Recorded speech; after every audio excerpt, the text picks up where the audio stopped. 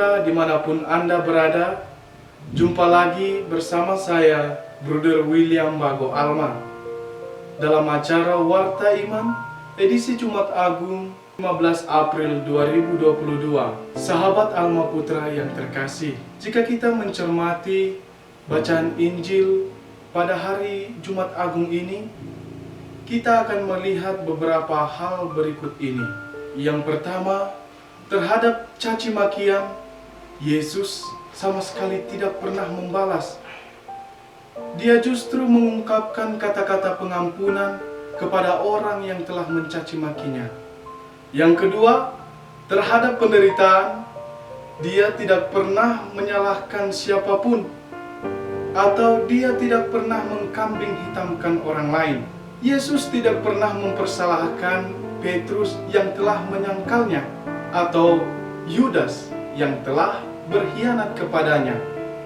Bahkan terhadap kesengsaraannya, Yesus tidak pernah mempersalahkan Bapaknya.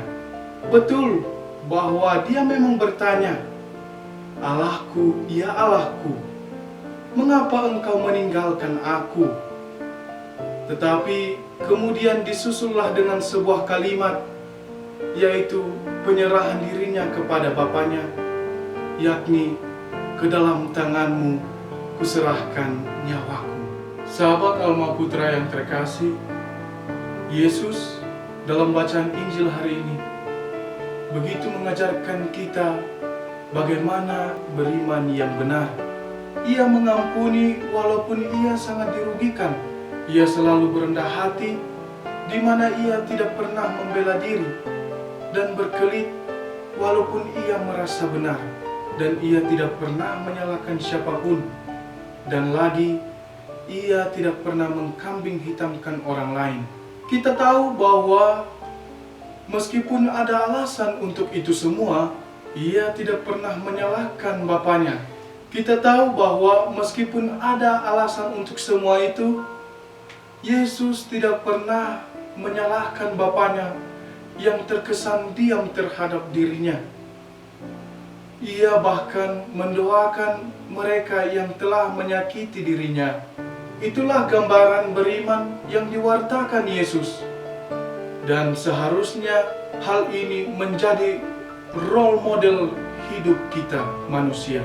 Pada Jumat Agung ini, pantaslah kita fokus pada keagungan pribadi Yesus, di mana di saat tentara Yahudi datang menangkap dia, ia tanpa ragu-ragu bertanya kepada mereka, "Siapa yang kamu cari?" Dan kemudian ia memberikan jawaban kepada mereka, "Akulah yang kamu cari."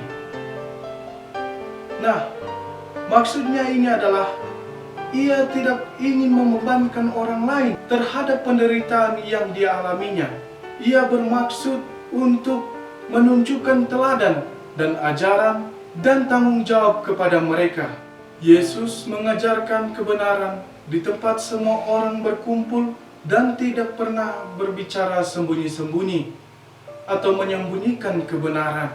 Dia tegas kepada semua orang dalam menyuarakan kesejatian iman dengan berkata, "Jika kataku itu salah, tunjukkanlah salahnya. Tetapi jika kataku itu benar, mengapa engkau menampar aku?" Kita lihat dalam Yohanes bab 18 ayat 23. Sahabat Alma Putra yang terkasih, sekarang marilah kita bertanya pada diri sendiri, mengapa saya ini lemah dan tidak berani masuk ke dalam diri sendiri? Apa yang saya harus lakukan? Dan bagaimana caranya? Lao Tzu, seorang ahli filsafat dari Cina, ia mengatakan bahwa manusia itu memiliki 3 harta. Harta yang pertama ialah cinta yang dalam. Harta yang kedua ialah kesederhanaan.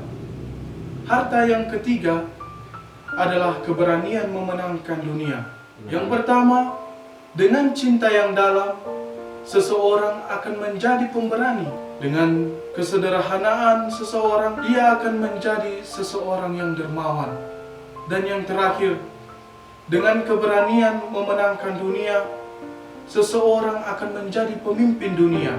Yesus kuat dan berani karena ia tahu siapa dirinya, yaitu ia adalah putra Allah. Kekuatannya sendiri ialah cinta kepada Bapanya dan tanggung jawabnya pada perutusannya untuk menebus dunia. Ia berani karena ia berjalan dalam kebenaran dan percaya bahwa Bapa tidak pernah meninggalkan dia. Oleh karena itu, marilah kita sadar bahwa kita ini adalah putra-putri Allah. Maka dari itu kita pun diajak untuk memiliki cintanya, supaya kita pun mempunyai kekuatan dan kepercayaan dalam diri bahwa Bapa selalu beserta kita.